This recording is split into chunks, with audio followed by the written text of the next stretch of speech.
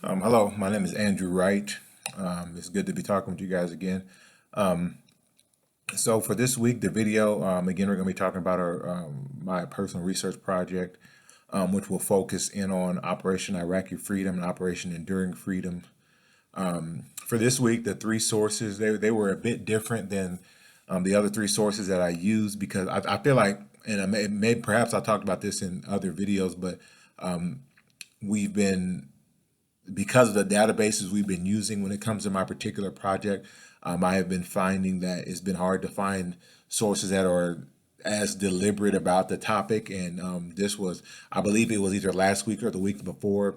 I found success in finding topics that were deliberate, and I found that one as well. This is definitely a database I will use going forward when it comes as I continue to collect sources for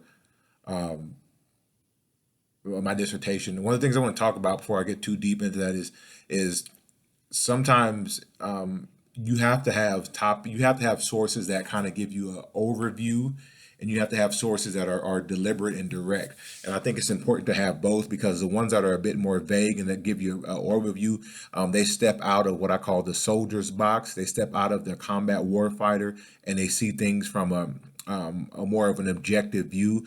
Some of the deliberate topics, like some of the books I'm going to use for my dissertation, they are directly from the gunner's hatch of a tank, from the tank commander's view, from the squad leader's view of an infantryman, from the squad leader's view from a cavalry scout, from the squad leader's view of an artilleryman or an artillery battery. And it's important that sometimes you have those bigger views, but it's also important that you have the more deliberate ones. One of the sources I used were by Bernard Reich. It's called Operation Freedom in the New Middle East. That's just talking about the changes that were made to Iraq to give them the new government that they have.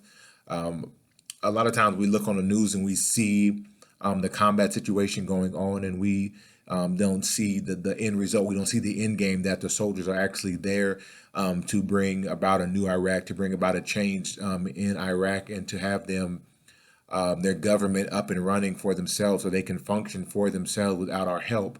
And that's the goal, and that's the part that is lost on American citizens sometimes, because all we see is the main gun tank rounds going into buildings, and we see the infantry, in the firefights, and we don't realize what the overall goal is. The other source I use is by Richard Swain. It's the Review of the American Culture. It talks about how we as Americans, our culture of war, our culture of battle, and how we are the world's fighting force.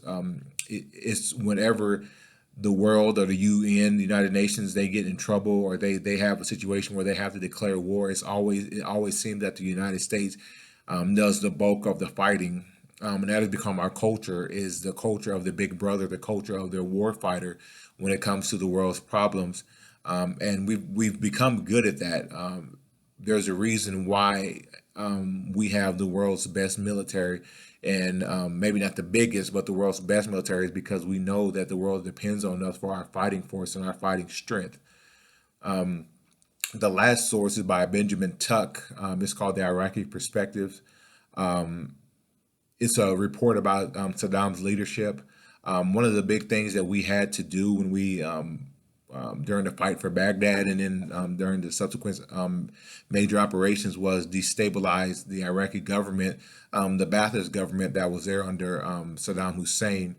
And he had some good leaders. That was the issue that we faced early on, is that the Iraqi government had trained for years, even decades, to be war fighters, and we had some of our leadership coming in being lieutenants, fresh out of West Point, fresh out of college, and there was an issue there. The good thing was that we had a lot of enlisted men who fought in Operation Desert Storm and Desert Shield, and they paved the way for us. But that source talks about Saddam's leadership and how we had to destabilize that leadership in order to find success in Iraq.